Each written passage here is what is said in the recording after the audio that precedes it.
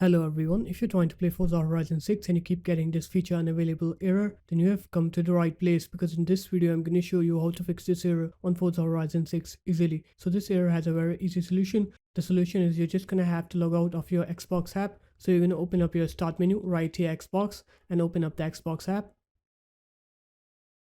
And here now what you're going to do is you're going to click onto your username here and then just click sign out here and then sign out from the Xbox app. After that, close the app up. And now you're going to restart your computer. Once you're done with the restart, you're going to open up the Xbox app again.